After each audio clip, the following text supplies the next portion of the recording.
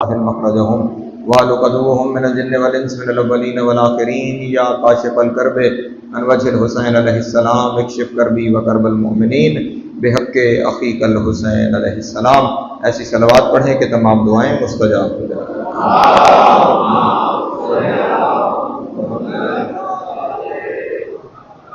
اعوذ باللہ من الشیطان اللعین الرجیم. بسم اللہ الرحمن الرحیم. الحمدللہ الاول بلا اول کان قبلہ والآخر بلا آخر یکون بعدہ. قصرت عن رؤیتہ ابصار الناظرین وعجزت عن نعتہ اوہام الواصفین. وصلی اللہ علی اشرف الانبیاء والمرسلین وخاتم النبیین ابی القاسم محمد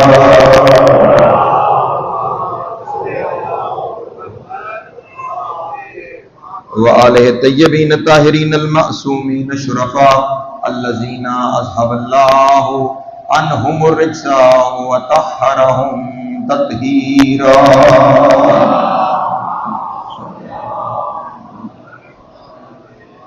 واللعنۃ الدائمۃ علی اعدائہم اجمعین من یوم عداوتہم الی قیام یوم الدین. اما بعد فقد قال اللہ تبارک و تعالی فی محکم کتابہ المجید وفرقانہ الحمید وقولہ الحق وہو اصدق الصادقین. بسم اللہ الرحمن الرحیم. ان اللہ وملائکتہ یصلون علی النبی یا ایہا الذین آمنوا صلوا علیہ وسلموا تسلیما.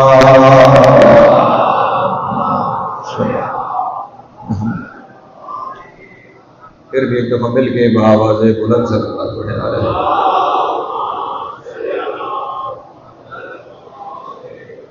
کوشش کریں کہ اتنی بلند صلوات پڑھیں کہ آواز مجھ تک آ جائے. بلند تر صلوات.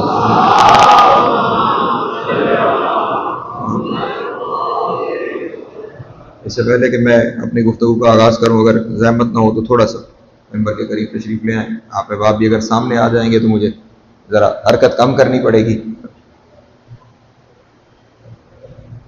آپ کی مہربانی فرما. درود پڑھیں محمد علیہ محمد کی دعوت.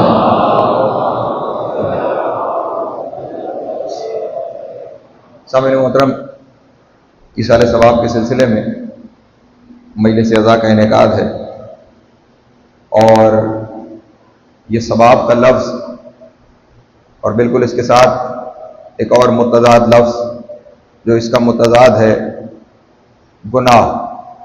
یہ وہ دو لفظ ہیں کہ ہم اپنی ساری زندگی میں جن کی تکرار سب سے زیادہ سنتے ہیں.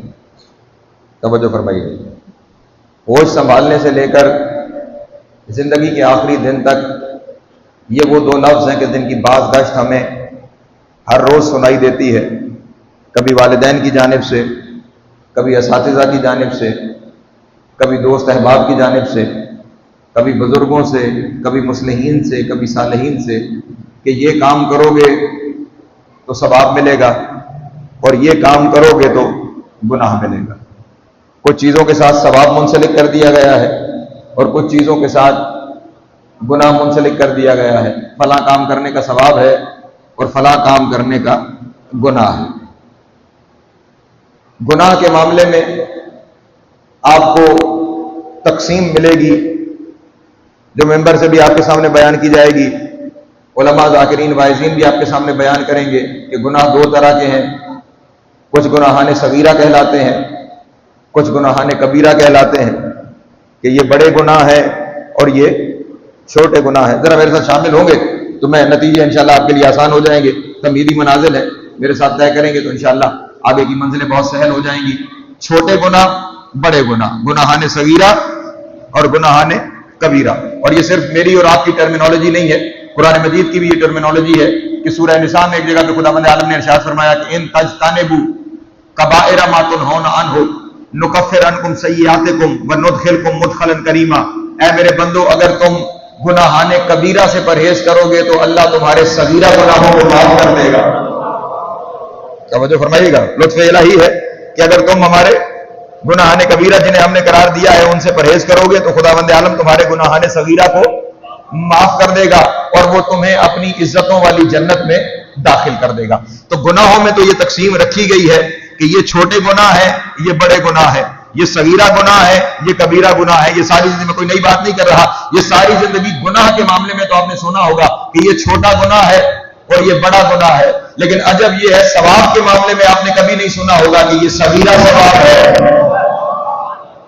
توجہ توجہ توجہ موضوع میں چلے. ثواب کے معاملے میں آپ نے یہ تقسیم نہیں سنی ہوگی کہ یہ صغیرہ ثواب ہے اور یہ کبیرہ ثواب ہے، یہ چھوٹا ثواب ہے اور یہ بڑا ثواب ہے. یہ اس کا لطف ہے کہ اس کے یہاں ثواب ہوتا ہی بڑا ہے.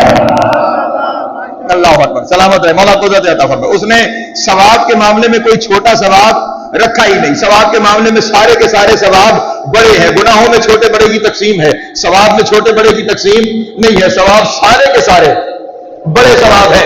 حتیٰ کہ قرآن مجید میں اس نے ارشاد فرمایا وَمَنْ جَاءَ بِالْحَسَنَةِ لَهُ عَشْرُ أَمْثَالُهَا، تم میں سے جو کوئی بھی ایک نیکی لے کر آئے گا ہم اسے 10 گنا ثواب عطا کریں گے. توجہ توجہ میرے شیعہ سنی دوست جی تشریف ہے. جو ایک نیکی لے کر آئے گا، میں جانتا ہوں میں آپ سے بہت فاصلے پہ ہوں لیکن قریب آ کے گفتگو کرنے کی کوشش کروں گا، آپ ذرا قریب آ کے سننے کی کوشش کیجیے گا. تم ایک نیکی لے کر آؤ گے، توجہ اذان محترم، تم ایک نیکی لے کر آؤ گے وَمَنْ جَاءَ بِالْحَسَنَةِ، ایک واحد کا صیغہ ہے، تم ایک نیکی لے کر آؤ گے لہو عشر امثالها، ہم اسے 10 گنا کر کے تمہیں پلٹائیں گے. اور یہاں پہ اپنے معزز مجمع کے سامنے عرض کرنا چاہتا ہوں یہ جو 10 گنا ہے نا یہ بھی کم از کم ہے. توجہ توجہ اذان محترم، یہ جو 10 گنا ثواب ہے نا یہ بھی کیا ہے؟ کم از کم ثواب ہے. ورنہ نیکیاں ایسی بھی ہے جنہیں کرتے ہوئے 70 گنا ثواب ہے. توجہ توجہ اذان محترم، تھوڑا سا زبان کو حرکت دیجیے گا، اس زبان کو حرکت دینا بھی ثواب ہے. ہاں، ایک 10 گنا ثواب، کچھ نیکیاں ایسی بھی جن میں 70 گنا ثواب، کچھ نیکیاں ایسی بھی جن میں 700 گنا ثواب، کچھ نیکیاں ایسی بھی جن میں 7000 گنا ثواب، کچھ نیکیاں ایسی بھی ہیں جن میں 70,000 گنا ثواب. توجہ، ایک مثال عرض کر دیتا ہوں. نماز گھر میں پڑھیے 10 نمازوں کا ثواب، کوشش کر کے مسجد آ جائیے 70 نمازوں کا ثواب. توجہ فرما رہے ہیں؟ تھوڑی اور کوشش کر کے جماعت میں شامل ہو جائیے 700 نمازوں کا ثواب، اور تھوڑی کوشش کر کے پہلی صف میں چلے جائیے 7000 نمازوں کا ثواب، اور تھوڑی کوشش کر کے جامع مسجد میں چلے جائیے 7000 نمازوں کا ثواب، اور کوشش کر کے حرم میں چلے جائیے 70,000 نمازوں کا ثواب. توجہ ہے میرے ماتر دوستو، یعنی جتنی جتنی آپ کی صحیح بڑھتی جا رہی ہے اتنا اتنا ثواب بڑھتا جا رہا ہے. لیکن اپنے دوستوں کے ساتھ شامل کرنا چاہوں گا 10 گنا ثواب بھی ہے، 70 گنا ثواب بھی ہے، 700 گنا ثواب بھی ہے، 7000 گنا ثواب بھی ہے، 70,000 گنا ثواب بھی ہے. اور اگر میرا مجمع میرے ساتھ شامل ہو، ایک نیکی ایسی بھی ہے کہ اگر وہ کرنے کے لیے بندہ اپنے گھر سے نکل پڑے تو خداوند عالم اس کے ہر قدم پہ 70,000 حج کا ثواب دیتا ہے. اللہ اکبر، سلامت ہے، مولا قدرت عطا فرمائے. جناب سید آپ کو سلامت رکھے. ایک نیکی ایسی بھی ہے کہ جو کرنے اگر آپ گھر سے نکل پڑے تو آپ کے ہر قدم پر، توجہ نہیں فرما رہے، ایک دفعہ نہیں، زمانے سے جو لے کر آپ کے ہر قدم پر آپ کو 70,000 حج کا ثواب ہوگا. اور عام حج نہیں، وہ حج جو محمد مصطفیٰ کے ساتھ کیے گئے. اللہ اکبر، سلامت ہے. عام حج نہیں، وہ حج کہ جو اللہ کے عزت دار رسول کے ساتھ کیے گئے ہیں. چلے میں اگلا جملہ بھی کہہ دیتا ہوں، رسول کے ساتھ بہت سارے حج کرنے والے وہ بھی تھے جو کر لیتے تھے لیکن قبول نہیں ہوتا تھا. توجہ نہیں فرما رہے جان محترم. ہاں ہاں، اپنی طرف سے تھوڑی کہہ رہا ہوں. اگر کسی کو پریشانی ہو گئی ہو، سورہ ہے قرآن مجید میں، سورہ منافقون. توجہ ہے میرے محترم دوستوں کی، سورہ منافقون سورہ قرآن مجید کے اندر موجود ہے. اس میں ایک پوری منافق جماعت چاہیے. سورہ نازل کس پہ ہوا ہے؟ رسول میں ہوا ہے نا. اس کا مطلب یہ ہوا رسول کے دور میں اتنے تھے کہ اللہ کو سورہ نازل کرنی پڑ گئی ہے. سلامت ہے، مولا کو زیادہ فرمائے. اتنی تو تعداد تھی کہ اللہ کو پوری سورہ نازل کرنی پڑ گئی ہے. اور ہے کون؟ منافق. منافق کہتے ہی اسے ہے جو پہچانا نہ جائے. آیا توجہ ہے نا میرے محترم دوستوں کی؟ تو وہ بھی رسول کے ساتھ حج کر رہے ہوں گے. توجہ نہیں فرما رہے. اب میں کس کس جگہ پہ آپ کو کہاں وضاحتیں دوں. اگر ساتھ رسول کے حج نہ کر رہے ہوتے تو رسول کو خداوند عالم کو تسلی غدیر کے وقت نہ دینی پڑتی. میرے حبیب اعلان کر دے واللہ یاسرک من الناس.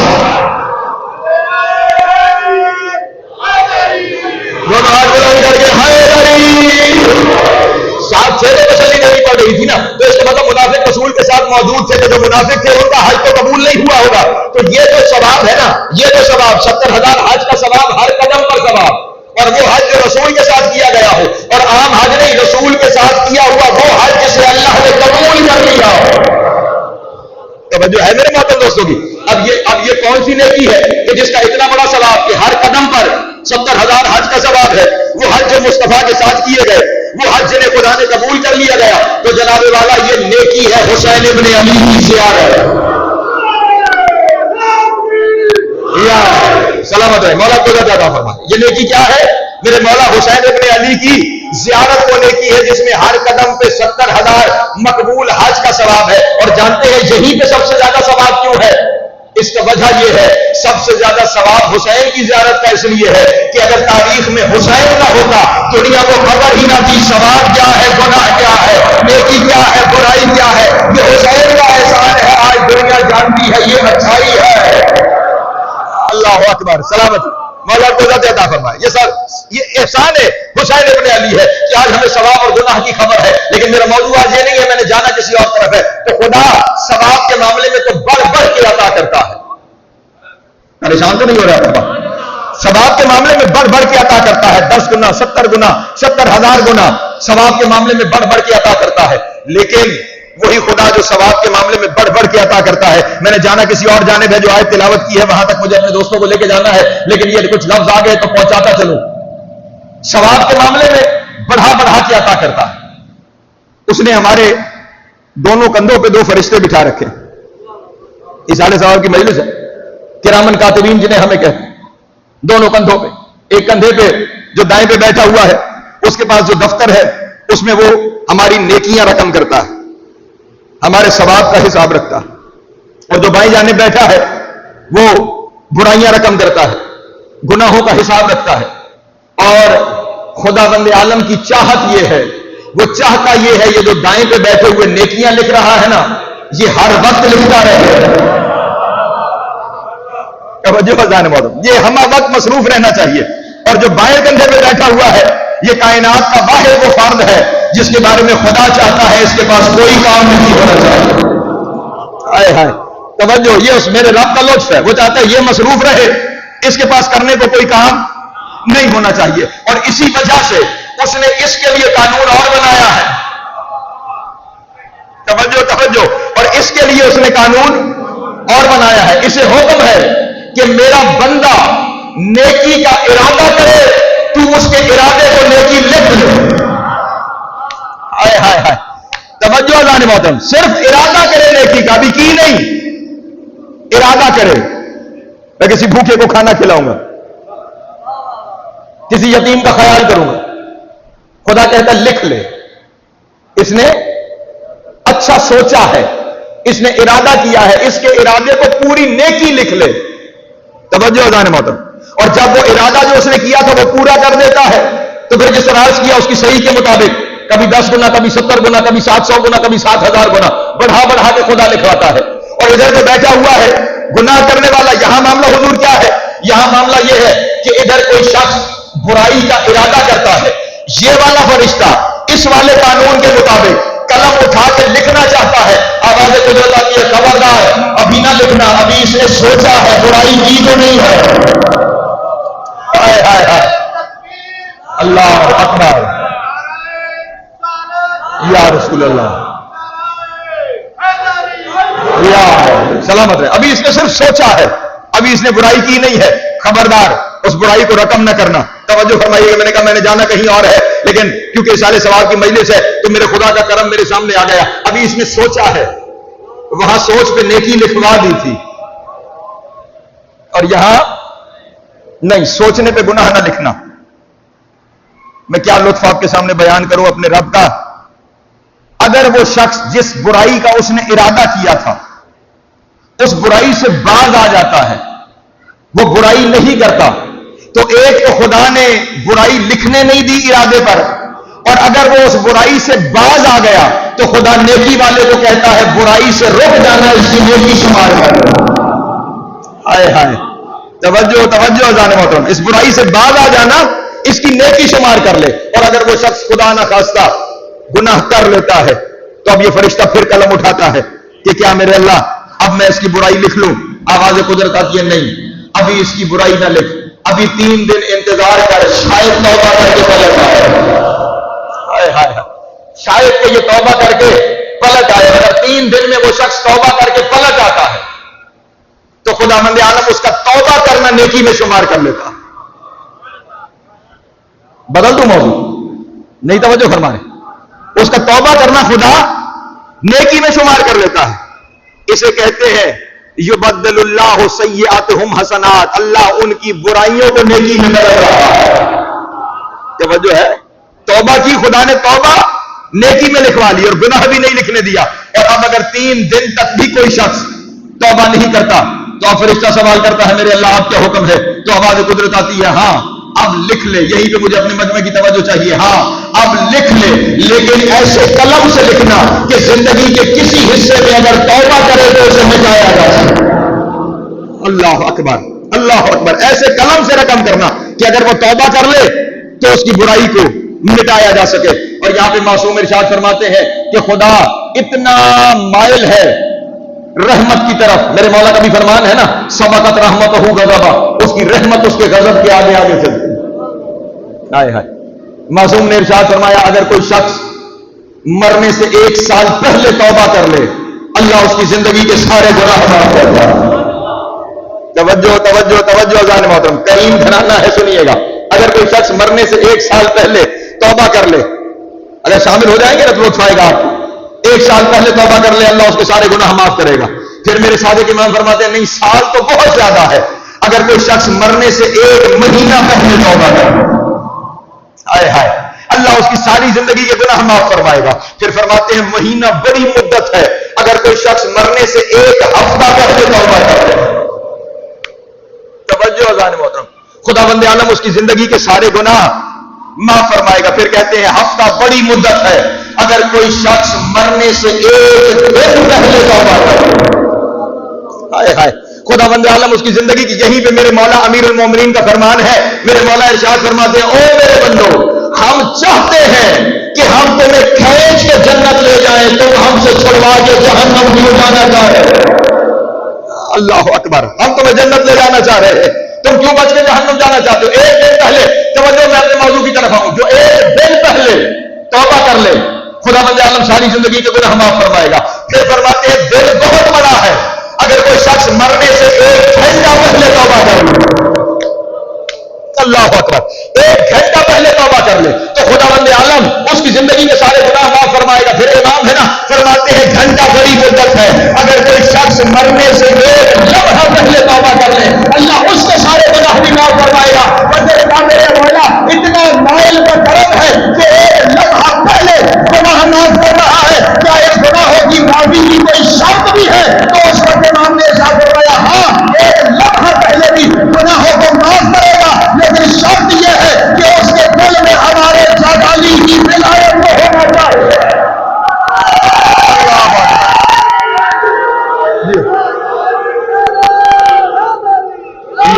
نہیں یہ اگر ایسے بکھر کے لگانے ہیں تو پھر بے شک نہ لگائیے۔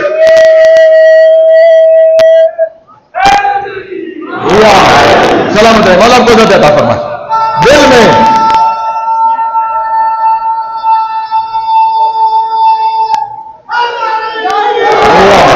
سلامت ہے، مولا کو عطا، بہت ہی بات میرے محترم دوستوں، اس شرط ہے جو اس کے دل میں علی کی ولایت ہونی چاہیے، پھر گناہ معاف کرے گا۔ تو گناہوں کے معاملے میں مائل بکرم ہے، ثواب کے معاملے میں بس میں اپنے موضوع میں پہنچ گیا، ثواب کے معاملے میں بڑھا بڑھا کے عطا کرتا ہے۔ لیکن اگر رسول کی زندگی میں دیکھا جائے اور رسول صلی اللہ علیہ وآلہ وسلم سے پوچھا جائے کہ یا رسول اللہ ہر ایک کا ثواب ہے لیکن گنتی میں آ رہا ہے،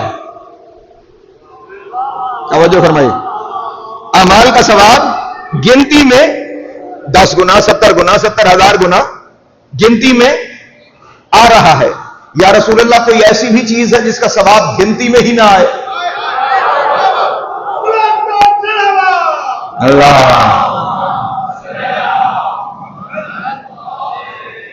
اس وقت نبی نے اپنی معراج کا ایک حصہ بیان فرمایا اور ارشاد فرمایا کہ جب میں سفر معراج پہ گیا تو میں نے ایک ملک کو دیکھا، ایک فرشتے کو دیکھا کہ جس کے دونوں ہاتھوں کی انگلیاں انگنت تھی، ان میں انگنت پورے تھیں. میں نے اس فرشتے سے سوال کیا تیرا کام کیا ہے؟ اس فرشتے نے پلٹ کے مجھے جواب دیا میں زمین پہ گرنے والا بارش کا ہر قطرہ گن لیتا ہوں. میرا کام حساب رکھنا ہے. میں زمین پہ گرنے والا بارش کا ہر قطرہ گن لیتا ہوں. میں زمین پہ موجود درختوں کے ہر پتے کا حساب رکھتا ہوں. میں زمین پہ موجود صحراؤں میں ریت کے ہر ذرے کا حساب رکھتا ہوں. نہیں توجہ فرما رہے؟ ہماری مٹھی میں ریت آ جائے نا اس کا حساب نہیں ہے. وہ کہہ رہا ہے دنیا میں جتنی ریت ہے میں ریت کے ہر ذرے کا، اللہ کرے میرا مجمع میرے ساتھ شامل ہو جائے اس جملے پر، میں ریت کے ہر ذرے کا حساب بھی رکھتا ہوں، بارش کے قطروں کا حساب بھی ہے، درختوں کے پتوں کا حساب بھی ہے، حتیٰ کہ زمین پہ پڑے ہوئے ریت کے ہر ذرے کا حساب بھی میرے پاس موجود ہے. نبی فرماتے ہیں اس وقت میں نے اس سے سوال کیا کیا دنیا میں کوئی ایسی چیز بھی ہے کہ جس کا ثواب تو پھیر نہ سکے، جس کا حساب تو نہ لگا سکے، جس کے پاس ریت کے ہر ذرے کا ثواب ہے؟ تو نبی فرماتے ہیں اس وقت اس فرشتے نے مجھ سے عرض کیا یا رسول اللہ جب کوئی آپ کا چاہنے والا آپ پر اور آپ کی آل میں درود پڑھتا ہے میں اس درود کا حساب کرنے سے قاصر ہو جاتا. اللہ اکبر اللہ اکبر. سلامت ہے مولا ایک بلند صلوات پڑھیں آل محمد کی یاد.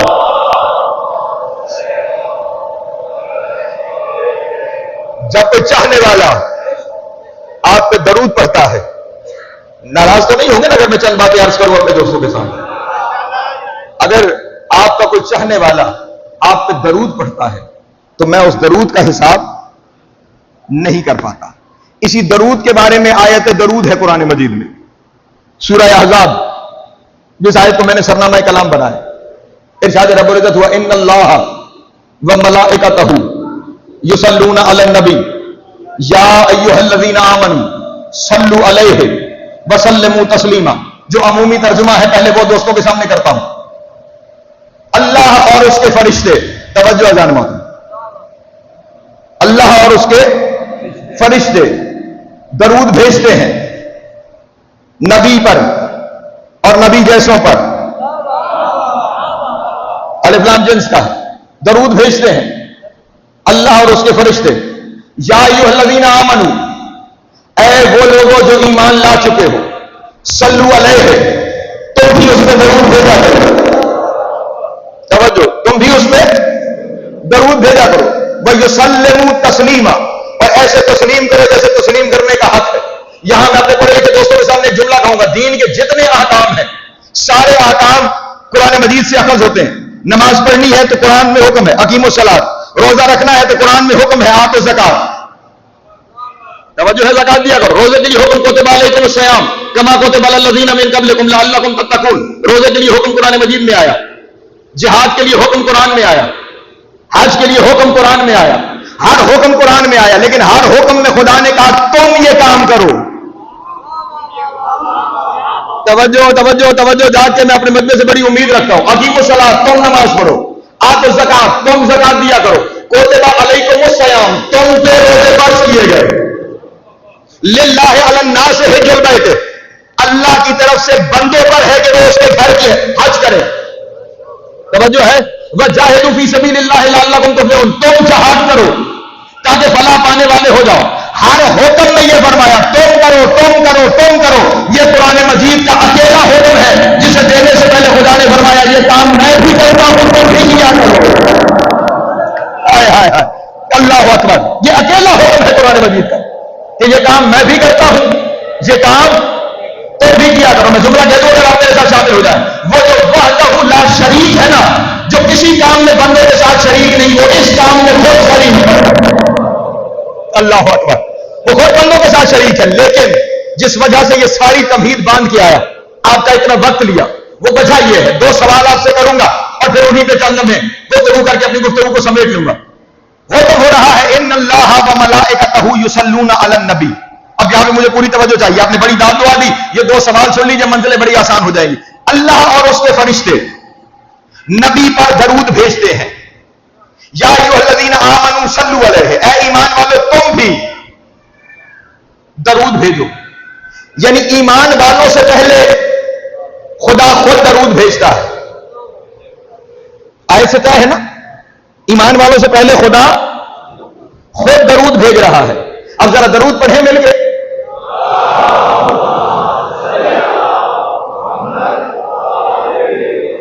صاحب یہی درود ہے, یہی درود ہے. آپ نے پڑھا اللہم صلی علی محمد و آل محمد, برادران پڑھیں گے اللہم صلی علی محمد و علی آل محمد. یہی درود ہوا, یہی درود ہے. سوال کروں, آیت کہہ رہی ہے ہمارے پڑھنے سے پہلے وہ کہتا ہے میں پڑھتا ہوں, ہم تو پڑھتے ہیں اللہم صلی علی, وہ کیا پڑھتا ہے؟ توجہ نہیں فرما رہے. ہم پڑھتے ہیں اللہم صلی علی محمد و آل محمد. ہم نے وہ کام کرنا ہے جو کام وہ کر رہا ہے, کیونکہ اس نے فرمایا میں بھی کرتا ہوں اور تم بھی کرو. ہم تو پڑھ رہے ہیں اللہم صلی علی محمد و آل محمد, وہ کیا کہتا ہے؟ اس کا درود کیا ہے؟ اگر وہ بھی اللہم کہتا ہے تو پھر اس کا بھی کوئی خدا ہوگا نہیں. توجہ فرما رہے. اور وہ مانا نہیں جا سکتا کیونکہ اس سے بڑا تو کوئی ہے ہی نہیں, وہ اللہ اکبر ہے. تو پھر وہ کیا پڑھتا ہے؟ اس کا درود کیا ہے؟ پہلا سوال اپنے سننے والوں سے. دوسرا سوال, حکم یہ ہے کہ اے ایمان والو تم درود پڑھو. پریشان ہو گیا آپ احباب, بات ہی پریشان ہونے والی ہے. اس کا حکم یہ ہے درود پڑھو. کیا کرو؟ درود پڑھو. اب میں نے اور آپ نے ابھی تھوڑی دیر پہلے درود پڑھا اللہم صلی علی محمد و آل محمد. پڑھے لکھے دوست تشریف فرما ہے, جا کے علماء سے ترجمہ کروائیے. یہ جو درود آپ نے پڑھا ہے اس عبارت کا ترجمہ کروائیے. اللہم صلی علی محمد و آل محمد, اس کا ترجمہ کروائیے. ہر عالم آپ کے سامنے ترجمہ کرے گا. اللہم یہ دعا ہے, اے میرے اللہ, صلی علی محمد و آل محمد, درود بھیج محمد و آل محمد پر. کتنی عجیب بات ہے, وہ ہمیں کہہ رہا ہے تم بھیجو, ہم پلٹ کے کہہ رہے ہیں میرے اللہ آپ بھیجو. توجہ نہیں فرمائی اللہ نے محترم. ہاں میں پریشانی سمجھ رہا ہوں چہروں کی.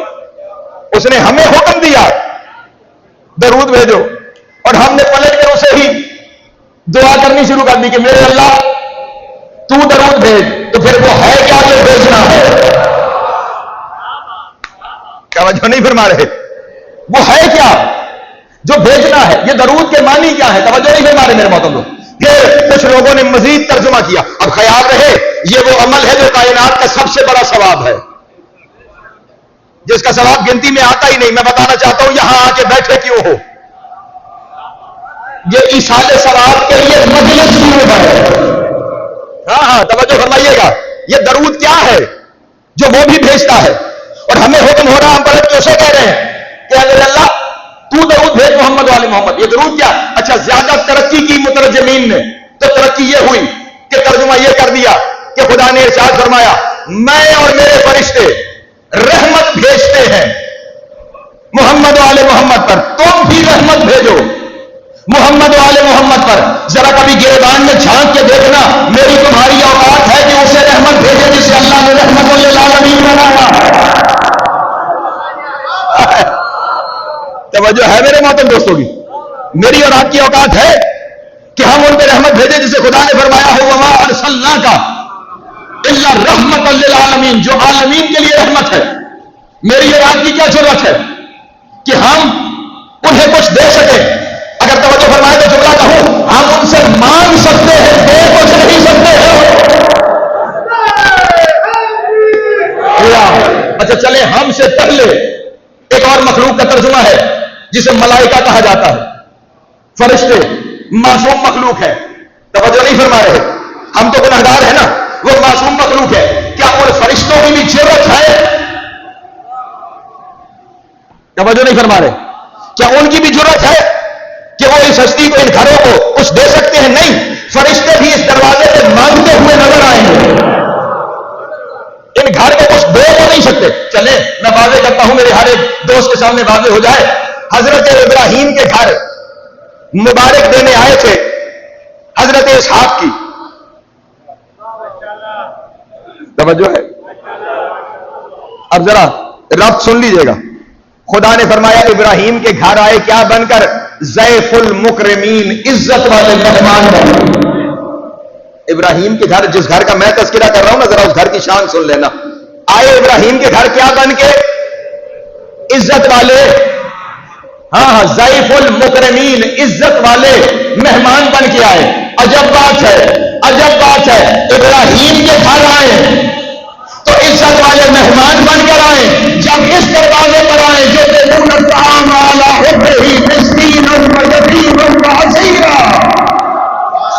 اللہ اکبر، سلامت رہے. جب یہ ہاتھ اٹھے والا کوئی ہوتا تھا تو آگے یہ بات، وہاں پہ آ رہے ہیں عزت والے مہمان بن کر. توجہ، وہاں پر آ رہے ہیں عزت والے مہمان بن کر. اس دروازے پر آ رہے ہیں یتیم بن کر، مسکین بن کر، اسیر بن کر. اچھا، ابراہیم نے دسترخوان سجایا، دسترخوان سجایا اور دسترخوان کو پرو کر کہا آؤ اور کھاؤ. انہوں نے پلٹ کر کہا ہم آسمانی مخلوق ہیں، ہم یہ زمین کا کھانا نہیں کھاتے. جو ابراہیم کے گھر میں دیا ہوا نہیں کھاتے وہ میرے نبی کے گھر سے مانگ کے لے جاتے. اللہ اکبر، اللہ اکبر، سلامت ہے. مولا قدرت پہنچ رہی ہے بات میرے باتوں دوستوں تک. وہاں پہ دیا ہوا نہیں کھاتے، یہاں پہ مانگ کے لے جاتے ہیں. چلے اگلا جملہ کہہ دوں کہ اس گھرانے کا، اور فرشتے جن کے بارے میں کہا رحمت بھیجتے ہیں، فرشتوں کی کیا اوقات ہے اس گھرانے کے مقابلے میں کہ وہ اس گھرانے میں رحمت بھیجے. ہاں باقی انبیاء کے ساتھ چلے سارے فرشتوں پہ کیا بحث کرو. فرشتوں کا سردار ہے جبریل. آپ تک آ جاؤ وہاں. جبریل سید الملائکہ ہر نبی کے پاس جا کر کام کرنے کا حکم دیتا ہے، کام کرتا نہیں. ہائے ہائے، ہاں حضرت نوح کے پاس گئے کہ خدا فرما رہا ہے کشتی بناؤ، یہ درخت ہے انہیں کاٹو، اس کی لکڑی کے تختے بناؤ، جب تختے بن جائیں یہ 14 میوے لے آیا ہوں لگاؤ. ہاں انہیں لگاؤ اور یہ تیار کرو. میں پوری زمانے سے کہہ رہا ہوں، درخت دکھائے، تختے بنانا سکھایا، لیکن نہ درخت کاٹنے میں شامل ہوا، نہ تختے بنانے میں شامل ہوا، نہ کشتی بنانے میں شامل ہوا. کیوں جبریل؟ اللہ کا نبی ہے، اتنی محنت کر رہا ہے، شامل ہو جاؤ. وہاں نوکر تھوڑی ہوں، امین وحی ہوں، صرف حکم لے کر آیا ہوں، شامل ہونے کی اجازت نہیں. چلے ابراہیم تو بنا رہے تھے امت کے لیے کشتی، نوح علیہ السلام بنا رہے تھے امت کے لیے کشتی. ایک دن ابراہیم کو حکم ہوا میرا گھر بناؤ. توجہ نہیں، ابراہیم میرا، مقدمین کا ایک جملہ یاد آ گیا. ابراہیم کھڑے تھے اور کہنے لگے کہ میرے اللہ تو خالق کائنات ہے، کتنا بڑا گھر بناؤں. زمین کے بادشاہوں کے بڑے بڑے گھر ہوتے ہیں، تو کائنات کا بادشاہ ہے، کتنا بڑا گھر بناؤ. خدا بزرگان پہ رحمت نازل کرے. آواز قدرت آئی، ابراہیم بس اتنا بنا دو اگر کوئی مستور 3 دن رہنا چاہے. توجہ ہے میرے محترم دوستوں کی. برابر ابراہیم نے خدا کے حکم سے گھر بنایا. جبریل نے جگہ بھی بتائی، جبریل نے وہ مکان بھی بتایا جہاں سے پتھر اٹھا کے لانے تھے. توجہ نہیں فرما رہے.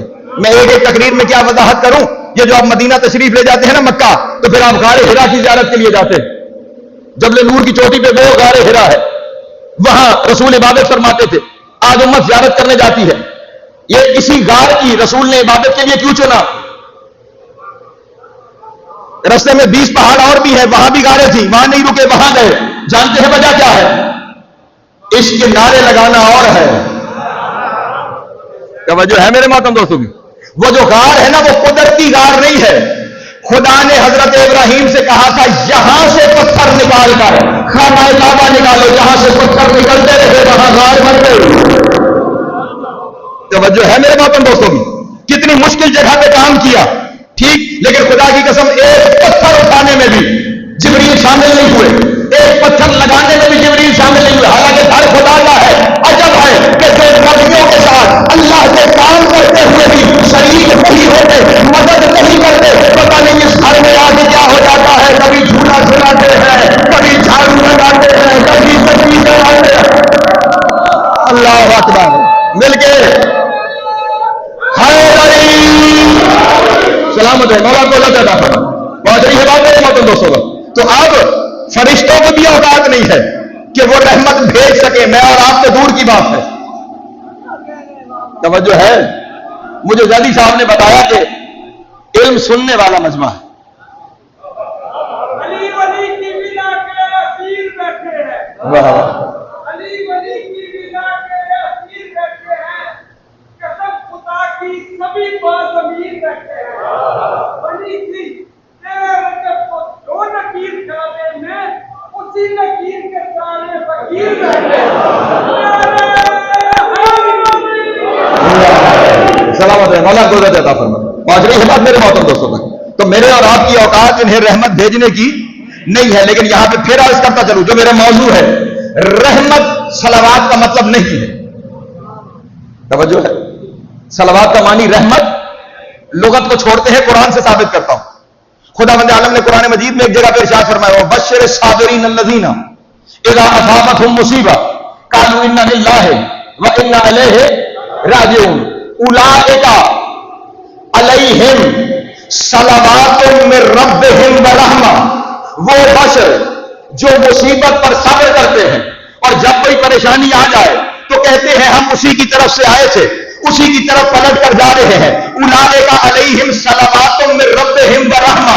ان کے لیے اللہ کی طرف سے صلوات بھی ہے اور رحمت بھی ہے. پتہ صلوات اور ہے. توجہ ہے میرے محترم دوستوں کی. رحمت توجہ سب سے بڑا ثواب ہے یہ صلوات. صلوات اور ہے، رحمت اور ہے. تو پھر تلاش تو کرو صلوات ہے کیا، جس کا اتنا بڑا ثواب کہ گنتی میں نہ آئے. وہ صلوات کیا ہے، اس صلوات کے معنی کیا ہے؟ تو جناب والا آئیے پہلے ایک مثال سے ثابت کرتا ہوں، پھر ایک لغت سے بیان کرتا ہوں اپنے محترم دوستوں کے سامنے.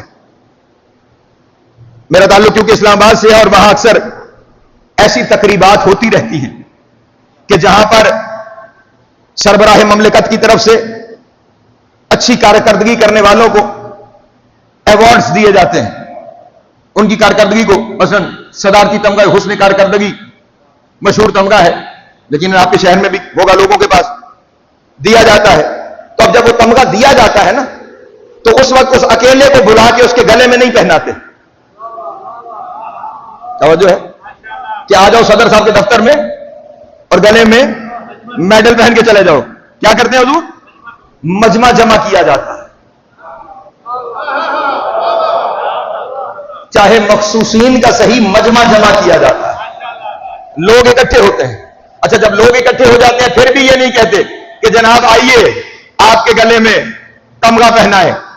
پہلے ایک ناظم منبر موجود ہوتا ہے، وہ اس کا وہ کارنامہ بیان کرتا ہے جس کی وجہ سے تمغہ پہنایا جا رہا ہے. توجہ ہے میرے محترم دوستوں. پہلے وہ کارنامہ بیان ہوتا ہے، پورا ایک سپاسنامہ پڑھا جاتا ہے کہ انہوں نے فلاں فلاں فلاں فلاں کام کیے، اس لیے انہیں یہ ایوارڈ دیا جا رہا ہے، یہ تمغہ پہنایا جا رہا ہے. یہ جو سپاسنامہ ہے اور اس کے بعد تمغہ ہے. اولئک علیہم صلوات من ربہم ورحمہ. صلوات سپاسنامہ ہے، رحمت تمغہ ہے. آئے ہائے توجہ ہے میرے محترم دوستوں کی. صلوات کیا ہے؟ سپاسنامہ ہے، رحمت تمغہ ہے. چلے میں اور آسان کر دوں، میرے قوم کے بچوں کے لیے بھی بات آسان ہو جائے. میں نے بڑا تلاش کیا سلو کا معنی کیا ہے، سلو کا معنی کیا ہے. خدا کہہ رہا ہے میں بھی درود بھیجتا ہوں تم بھی بھیجو. ہم پلٹ کے اسے بھیج رہے ہیں، اسے کہہ رہے ہیں تو بھیج دے، اور وہ کیا درود بھیجے گا؟ ہم تو اللہم صلی اللہ کہہ رہے ہیں. تو سلو کے معنی کیا ہے؟ خدا کی قسم تلاش کرتے کرتے لغتوں کی بات گردانی کرتے کرتے سب سے قدیم ترین عربی کی لغت جس کا نام ہے کتاب العین، لکھنے والے ہیں خلیل ابن احمد فراہیدی. سب سے پہلی لغت ہے عربی کی. جب یہ لغت میرے سامنے آئی تو میں نے سلو کا معنی تلاش کرنا شروع کیا تو اس میں یہ لکھا ہوا تھا کہ جب سلو کا لفظ خدا کے سامنے استعمال ہو تو پھر اس کا ترجمہ یہ نہیں ہوتا کہ رحمت بھیجی گئی، اس کا ترجمہ یہ ہوتا ہے کہ خدا ان کے فضائل بیان کرتا. ہائے ہائے ہائے اللہ اکبر اللہ اکبر. توجہ توجہ. خدا ان کے فضائل بیان کرتا ہے. اب میں سننا چاہوں اپنے سوچنے والوں کے سامنے سلو کا کیا معنی ہے؟ خدا ان کے سارے سارے ہو جاتے سننا کہو سلو کا کیا معنی ہے؟ خدا ان کے فضائل بیان کرتا ہے. تو چلیے اس والے آیت کا ترجمہ یہ بنے گا ان اللہ وملائکتہ یصلون علی النبی یا ایھا الذین آمنوا صلوا علیہ وسلم. اے دنیا والوں میں اللہ اور میرے فرشتے محمد والے محمد کے فضائل پڑھتے ہیں. ایمان والوں کو بھی فضائل پڑھا کرو. اللہ اکبر اللہ اکبر. سلامت ہے مولا عزت عطا فرمائے. جن تک پہنچ گئی بات آپ وقت ہے میں اور میرے فرشتے محمد و آل محمد کے فضائل پڑھتے ہیں. توجہ نہیں فرما رہے. یا ایھا الذین آمنوا، اے وہ لوگوں جو ایمان لا چکے ہو، صلو علیہ، تم بھی ان کے فضائل پڑھا کرو. پریشان ہو گئے آپ احباب؟ تم بھی ان کے، اس کا مطلب درود کے معنی ہے فضائل پڑھنا. درود کے کیا معنی ہے؟ پریشان ہو گئے. درود کے کیا معنی ہے؟ فضائل پڑھنا. اور درود کا ثواب کتنا ہے جو فرشتہ انگلیوں پہ گن نہیں سکتا. جتنا ثواب زیادہ ہوگا تو جنت ملے گی نا.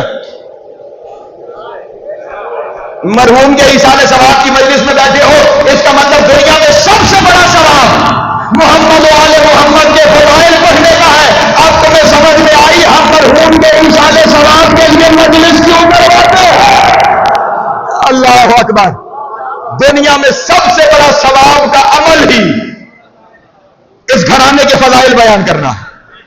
اچھا، تھوڑی دیر پہلے آپ نے فرمایا نا کہ ایسے سیدھا سیدھا تمغہ گلے میں نہیں ڈالا جاتا، مجمع بلایا جاتا ہے.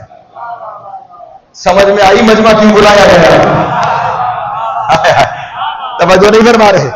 ہاں، یہ مجلس ادا ہماری روایت نہیں، سنت الہیہ ہے. ہاں، اور یہ لوگوں کو بلانا بھی ہماری روایت نہیں. خدا بھی جب فضائل بیان کرنا چاہتا ہے تو پہلے وہ اعلان کرتا ہے یا ملائکتی و یا سکان السماوات. اللہ اکبر. اے میرے ملائکہ، اے میرے آسمانوں پر رہنے والوں. تو اب کیا معنی ہوا؟ خدا جس کے فضائل بیان کرے. اب شیعہ سنی کا ایک مسئلہ حل کرتا چلوں یہاں پہ. اچھا چلیں، پہلے میں اپنی بات پہ پریشان تو نہیں ہو رہا پہلوان؟ جاری صاحب اجازت ہے میں کچھ جاری رکھوں گفتگو آپ کے ساتھ؟ اللہ، اتنی دھیمی صلوات پہ تو آگے نہیں چلنے والا میں.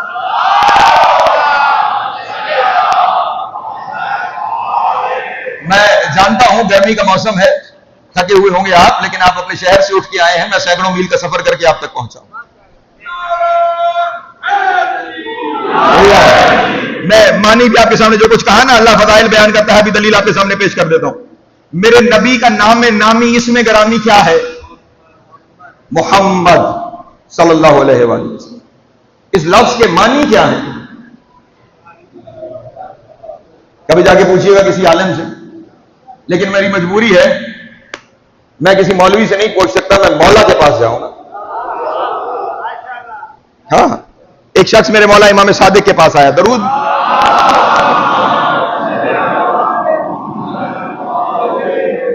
میں کوشش کروں گا آخر میں واضح بھی کر دوں، لیکن اگر نہ رہ گیا تو آپ مجھے روک کے کہہ دیجئے گا کہ اگر درود پڑھنا فضائل ہے تو یہ جو ہم پڑھتے ہیں یہ کیا ہے، تاکہ وضاحت ہو جائے. مولا سے آ کے پوچھا، مولا آپ کے جد کا نام نامی اسم گرامی محمد صلی اللہ علیہ وسلم، اس کے معنی کیا ہے؟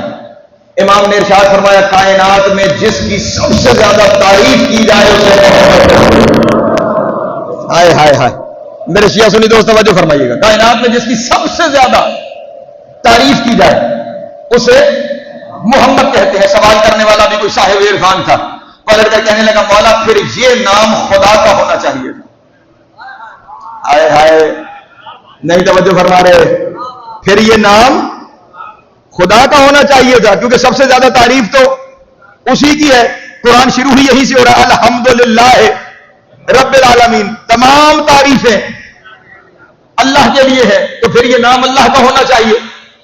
اور آپ کہہ رہے ہیں آپ کے جد کے نام کا مطلب ہے جس کی سب سے زیادہ تعریف کی جائے.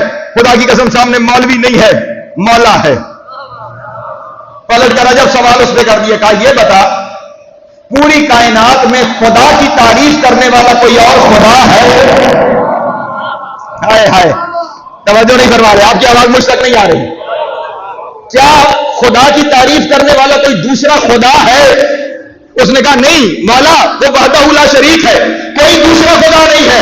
فرمایا یہی تو وجہ ہے، خدا کی تعریف کرنے والا کوئی دوسرا خدا نہیں ہے. اور میرا جگ وہ ہے کہ جس کی تعریف خدا بیان کرتا ہے، سارا جہان مل کے جس کی تعریف کرے اسے اللہ کہا جاتا ہے، اور اللہ جس کی تعریف کرے اسے محمد کہا جاتا ہے. اللہ اکبر، اللہ اکبر، اللہ اکبر، یا رسول اللہ،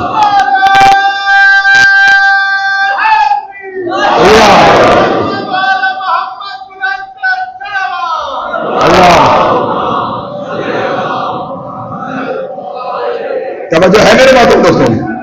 اب خدا جس کی تعریف بیان کرتا ہے اس پہ درود ہے. اور اب یہاں پہ میں اپنے شیعہ سنی دوستوں میں مسئلہ حل کر دوں. نہ الجھا کیجئے کہ کون کون شامل درود ہے.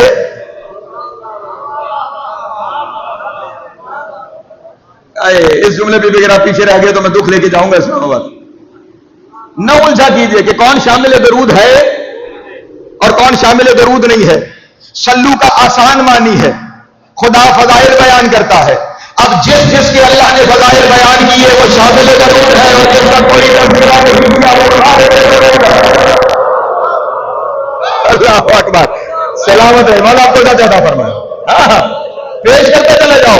جس جس کے خدا نے خیال رہے خدا نے فضائل بیان کیے ہو وہ شامل درود ہے، اور جس کے فضائل خدا نے بیان نہ کیے ہو وہ کچھ بھی ہوگا شامل درود نہیں ہونے پائے گا. ساری عزت مقام اپنی جگہ پہ. شامل درود وہ ہے جس نے خدا نے فضائل بیان کی ہے. اور خدا نے کس کے فضائل بیان کیے؟ ایک کے تو نام میں ہی فضیلت ہے. توجہ اذان مطلب جس کی خدا تعریف بیان کرتا ہے. ایک ہستی اور بنا دیتا ہوں اور آج کی حد تک بیان کو سمیٹ کر آپ کے لیے اجازت ہے کہ تلاش کرتے جاؤ کس کس کے فضائل خدا نے بیان کیے ہیں. ایک تو میرا نبی ہے کہ جس کے نام میں ہی فضائل ہے، اور دوسرا کون ہے؟ وہ بھی ہم اسی سے پوچھیں گے جس کے نام میں فضائل ہے. ہاں اسی مصطفیٰ نے بیان فرمایا. ہماری مجبوری ہے کیا کریں؟ نہ ہم اللہ کے قرآن سے باہر جا سکتے ہیں نہ محمد کے فرمان سے باہر جا سکتے ہیں. نبی صلی اللہ علیہ وآلہ وسلم ضمانت کے ساتھ جملے پڑھ رہا ہوں. نبی فرماتے ہیں جب میں معراج کے سفر پر آسمان پہ جا رہا تھا اور میں عرش کے قریب پہنچا. توجہ، میں عرش کے قریب پہنچا. فرماتے میں نے کیا دیکھا؟ علی قائم امامی، علی مجھ سے پہلے وہاں کھڑے تھے. توجہ میرے شیعہ سنی دوست، امامی مجھ سے پہلے علی وہاں پہ کھڑے تھے. یسبح اللہ و یقدسہ، اللہ کی تسبیح اور تقدیس بیان کر رہے تھے. رسول فرماتے فوراً میں نے جبریل سے پوچھا سبقنی علی ابن ابی طالب، کیا علی مجھ سے سبق لے گئے کہ مجھ سے پہلے اس منزل پر پہنچ گئے؟ توجہ، میں حیرانیاں دیکھ رہا ہوں کہ علی مجھ سے سبق لے گئے کہ اس مقام پہ مجھ سے پہلے پہنچ گئے. رسول فرماتے ہیں فوراً جبریل نے کہا نہیں یا رسول اللہ یہ علی نہیں ہے. توجہ میرے شیعہ سنیے، یہ علی نہیں ہے. رسول فرماتے ہیں میں نے پوچھا اگر یہ علی نہیں تو پھر یہ کون ہے؟ اگر یہ علی نہیں تو پھر یہ کون ہے؟ آوازیں کرتے قدرت آئی ان اللہ خلق ملکا علی صورت علی ابن ابی طالب، اللہ نے علی کی شبیہ ایک فرشتے کو بنایا ہے. اللہ اکبر. ایک درود ہے محمد والے توجہ ہے میرے محترم دوستوں کی. اللہ نے علی کی شبیہ ایک فرشتہ بنایا ہے اور شبیہوں کے بہتر کہنے والے اللہ شبیہ بنا رہا ہے. توجہ ہے میرے محترم دوستوں کی. ہاں اور جس کعبے کی طرف روک کر کے 5 وقت جھکتے ہو نا وہ خود بھی شبیہ ہے. توجہ ہے نا میرے محترم دوستوں کی. کیا ارشاد فرمایا؟ اللہ نے علی کی شبیہ ایک فرشتہ بنایا ہے.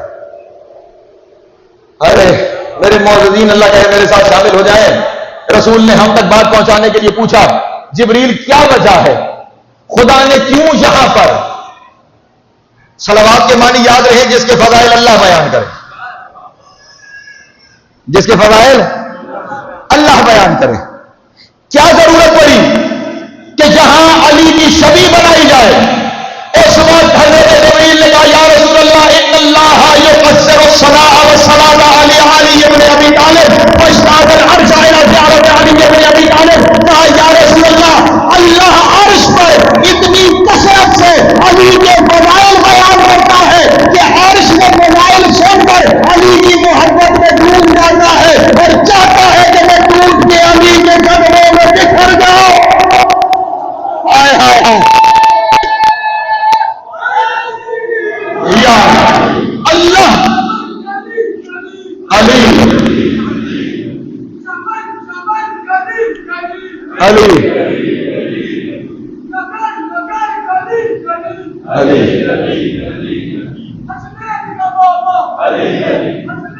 زور سے نام لیجیے.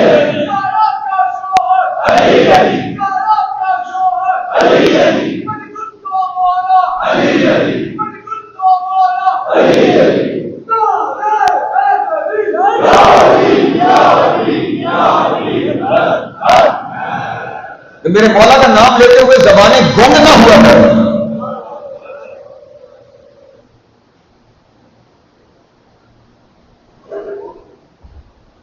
عام سمجھ رکھا ہے امیر المومنین کا نام. یا تو اٹھاؤ نہیں, اٹھاتے ہو تو پھر ایسے اٹھاؤ جیسے اٹھانے کا حق ہے. علی علی کرنے کی عادت ڈالو. یہاں عادت ڈالو گے تو تمہیں خبر ہوگی قبر میں اترنے سے لے کر جنت کے دروازے تک ہر تالے کی چابی کا نام ہی علی ہے. ہاں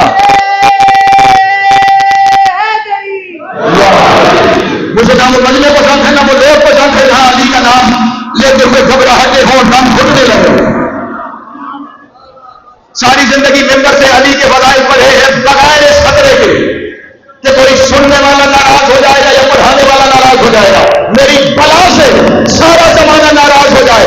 فقیر کا رزق آتا ہے والی نجف کے نالین کے نیچے سے. ہاں جس کا کھاتا ہوں اس کا جاتا ہوں. اس لیے میرے سامنے بیٹھے ہوئے اگر میرے مولا کا نام ہو تو پھر نام ایسے لیجیے ایسے نام لینے کا حق ہے. ہاں ہاں حلالی خور کا ثبوت ہے علی کا نام خوش ہو کے لینا.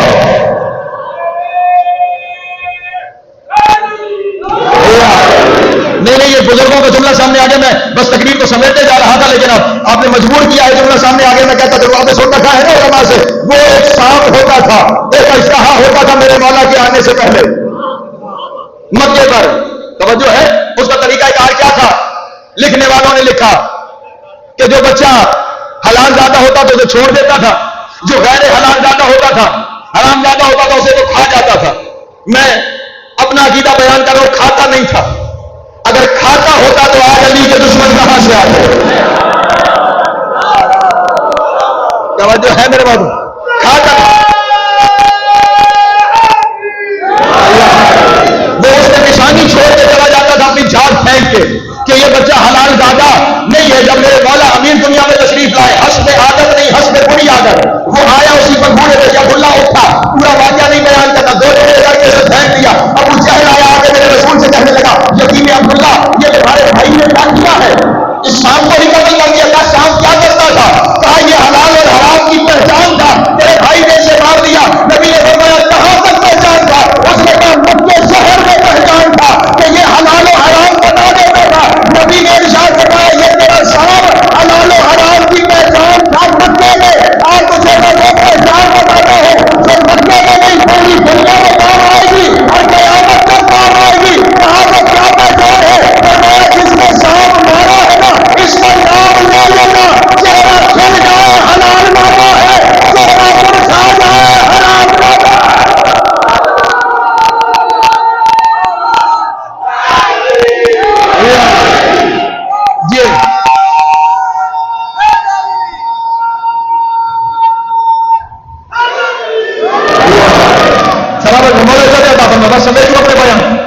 خدا عرش پر اتنے فضائل بیان کرتا ہے کہ عرش کا جی چاہتا ہے کہ وہ ٹوٹ کے علی کے قدموں میں بکھر جائے.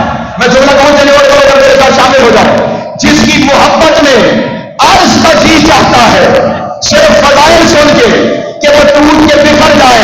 اگر وہی علی خودکانے کی دیوار میں سقف ناظر میں آ جائے تو دیوار کی کیا ضرورت ہے کہ وہ ٹوٹے نہیں.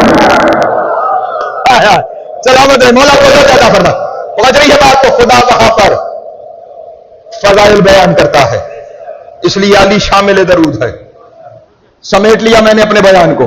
اچھا جب بنا دی نا شبی پوری ضمانت سے, ایک ایک لفظ کی ضمانت سے جملہ کہہ رہا ہوں.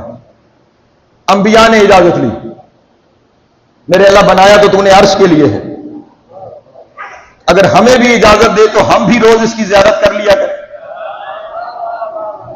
انبیاء کی روحوں نے اگر اجازت دے تو ہم بھی زیارت کر لیا کریں. آواز قدرت رہی ہاں تم بھی آ جایا کرو. پھر فرشتوں نے کہا میرے اللہ اگر ہمیں بھی اجازت ہے تو ہم بھی زیارت کر لیا کریں. آواز قدرت آئی ہاں آ جایا کرو، لیکن صرف ایک وقت میں 70,000 ہے. توجہ اذان میں. اب ہر لمحے 70,000 ملائکہ اس شبیہ کی زیارت کو آتے ہیں، اور اتنے ہیں کہ جو پہلی دفعہ آئے تھے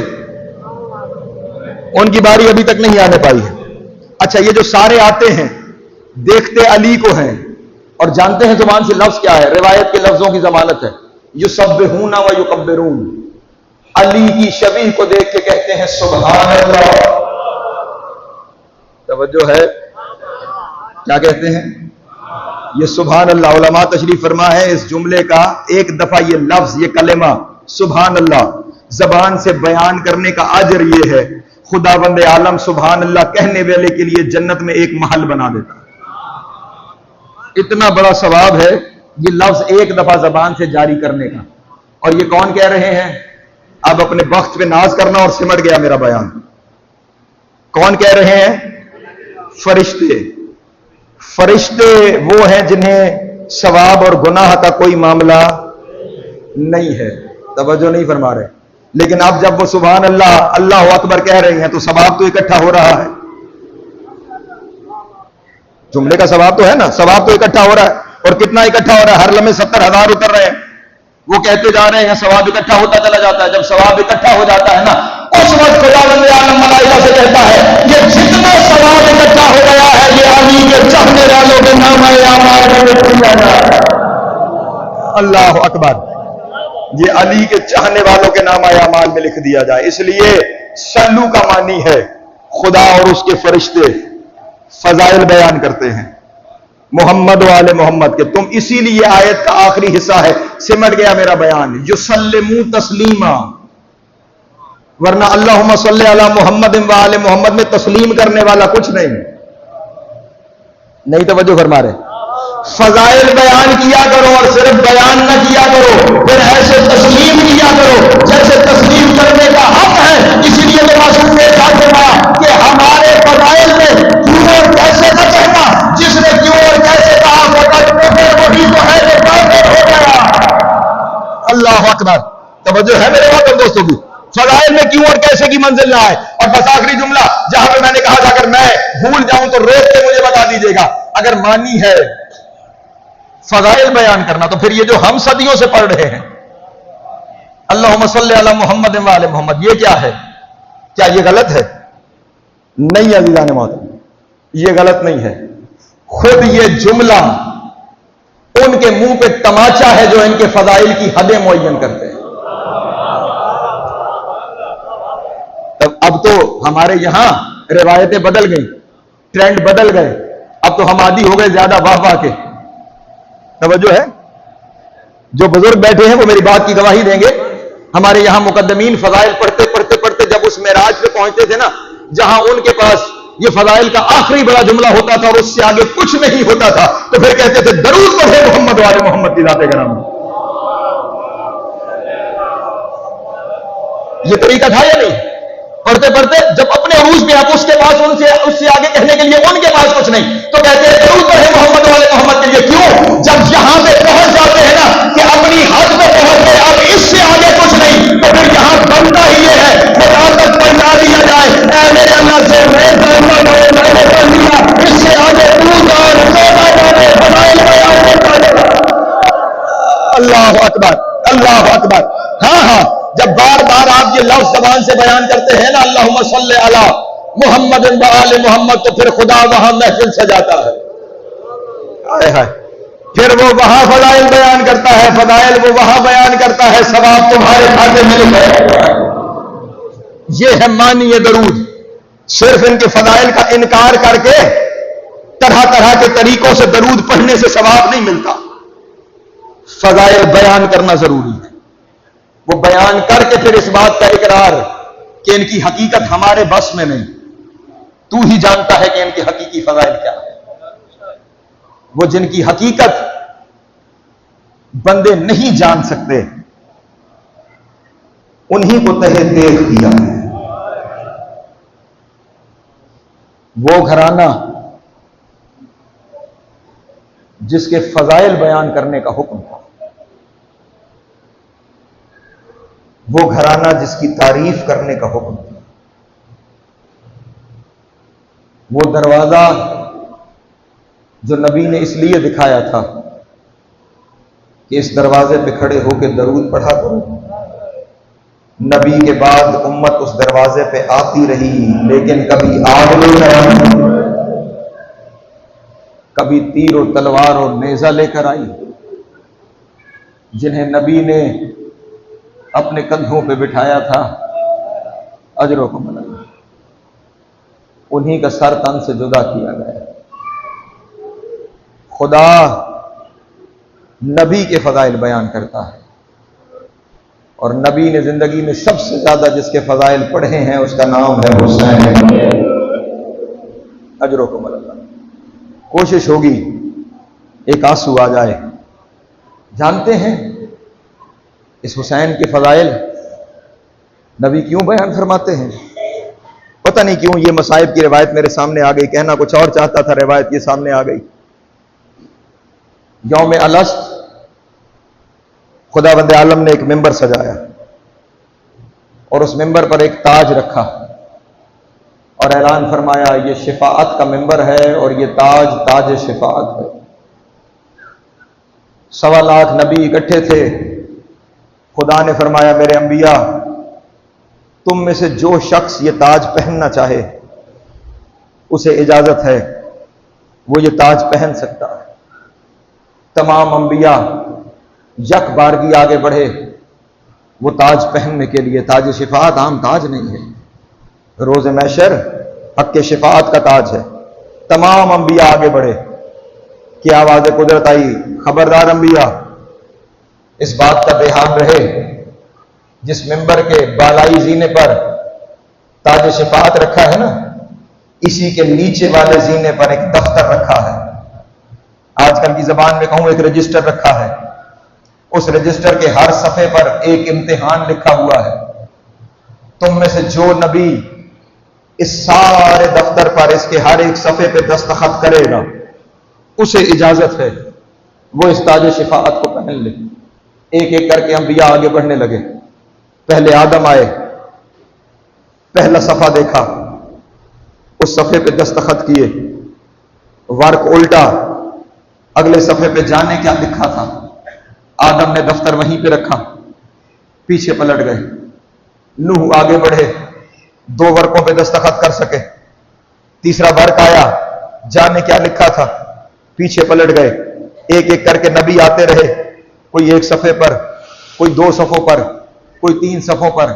سب سے زیادہ صفحوں پر ایوب نبی نے دستخط کیے۔ سب سے زیادہ صفحوں پر ایوب نبی نے دستخط کیے، لیکن ایک صفحہ ایسا آیا جہاں حضرت ایوب بھی وہ دفتر بند کر کے پیچھے ہٹ گئے۔ جب سارے نبی پیچھے ہٹ گئے نا، آخر میں رہ گئے سلطان الانبیاء۔ بوجھل قدموں کے ساتھ سید الانبیاء اس ممبر کی جانب بڑھنے لگے، یہ سوچتے ہوئے کہ جس دفتر پہ 1.25 لاکھ نبی مل کے دستخط نہ کر پائے، میں اکیلا اس پہ دستخط کیسے کروں گا؟ ابھی میرے نبی اس ممبر شفاعت کے قریب نہیں پہنچے تھے کہ ایک طرف سے میرے مولا حسین کا روح تیزی سے اس ممبر کے قریب جا کر وہ تاج شفاعت اٹھا کے اپنے نانا کے سر پہ رکھا اور تاجدار نے کہا نانا تاج آپ کو مبارک ہو۔ رسول نے پکار کے کہا حسین وہ امتحان کا دفتر ہے۔ حسین نے کہا نانا یہ دفتر جانے حسین کا ہے، نانا امتحان جانے نانا حسین کا ہے، نانا یہ تاج سجدہ ہی آپ کے سر پر ہے۔ اپنے نانا کے سر پہ انسان ثواب کی مجلس ہے نا، تاج شفاعت رکھ دیا حسین نے۔ وقت گزرتا رہا، انبیاء آتے رہے، جس نے جتنے صفوں پہ دستخط کیے تھے وہ اتنے امتحان دے کے دنیا سے جاتا رہا۔ سلطان الانبیاء دنیا پہ تشریف لے آئے اور ایک دن مسجد نبوی پہ ممبر پہ تشریف فرما تھے کہ ایک جانب سے حسین آئے اور میرے نبی نے حسین کو اپنی گود میں بٹھایا۔ اتنی دیر میں کیا دیکھا کہ جبریل نازل ہوئے اور بعد درود و سلام عرض کرنے لگے یا رسول اللہ وہ دن آپ کو یاد ہے؟ اجرکم اللہ کر لینا، وہ دن آپ کو یاد ہے؟ کہا جبریل کون سا دن؟ کہا وہ جس دن حسین نے تاج شفاعت آپ کے سر پہ رکھا تھا۔ رسول نے فرمایا ہاں جبریل بڑی اچھی طرح مجھے یاد ہے۔ کہا یا رسول اللہ پھر آپ کو یاد ہوگا حسین نے وعدہ کیا تھا امتحان جانے میں جاؤ، امتحان جانے میں جاؤ۔ کہا ہاں جبریل وہ بھی یاد ہے۔ اس پر امتحانوں کا وقت قریب آ گیا ہے. حسین نے ضمانت لی تھی لیکن دستخط نہیں کیے تھے. یا رسول اللہ میں دفتر لایا ہوں, حسین کو کہیے دستخط کر دے. میرے مولا حسین نے اسے رجسٹر کیا. ایک صفحے میں حسین دستخط کرتے چلے گئے. اچانک کچھ صفحے آئے, حسین کے ہاتھوں میں لڑنا آیا, حسین کی آنکھوں سے آنسو جاری ہوئے, لیکن حسین نے ان صفحوں پر بھی دستخط کر کے وہ ڈاکٹر جبریل نے واپس کیا. جبریل پلٹ گیا, حسین کا گریا بڑھتا چلا گیا. گریا ہے کہ بڑھتا ہی چلا جا رہا ہے. رسول چپ کرواتے ہیں, حسین چپ نہیں کرتے. روتے روتے گھر میں آ گئے. ماں نے کہا بیٹا کیوں رو رہے ہو, چپ کر جاؤ. حسین کی آنکھوں سے آنسو جاری ہے. علی آئے, حسین چپ نہیں کر رہے, آنکھوں سے آنسو جاری ہے, گریا بڑھتا چلا جا رہا ہے. امام حسن آئے, لیکن حسین کی آنکھوں سے گریا بڑھتا چلا جا رہا ہے. سارے آ رہے ہیں, حسین روتا چلا جا رہا ہے.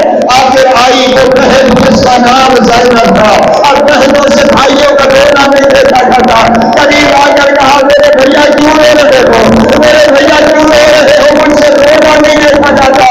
میں کہوں گا بیوی جس کا رونا نہیں دیکھا جاتا, اللہ جانے آپ سب کے قدم میں کھڑی ہوگی اور اسی کی گردن میں کھنجر چلا.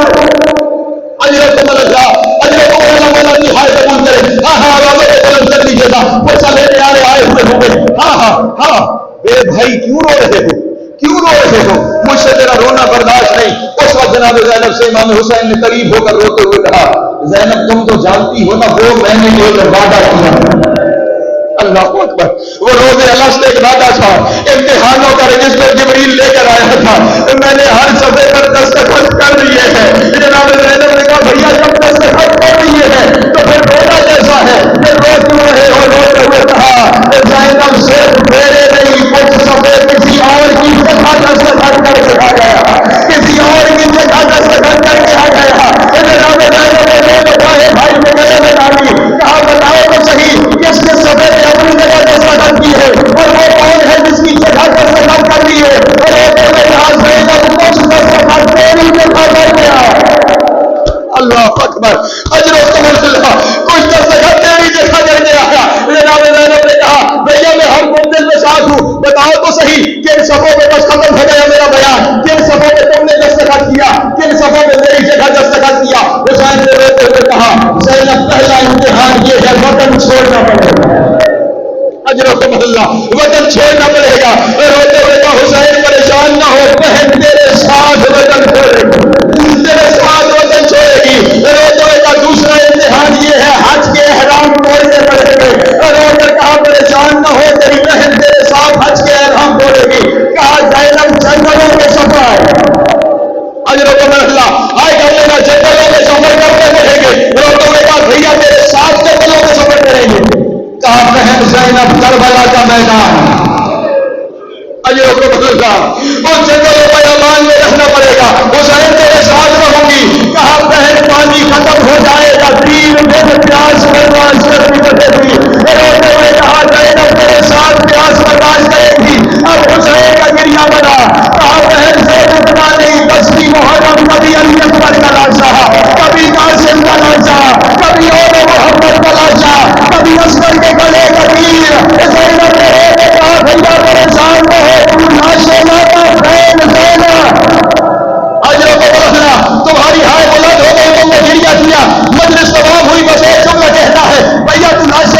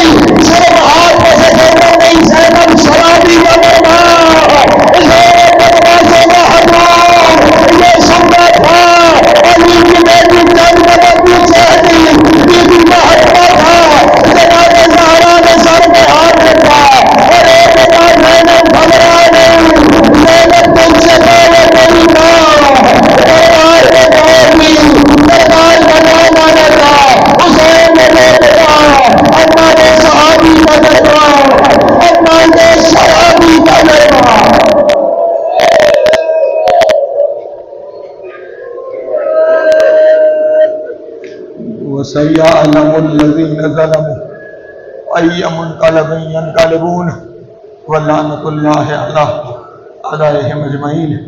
یا اللہ ہماری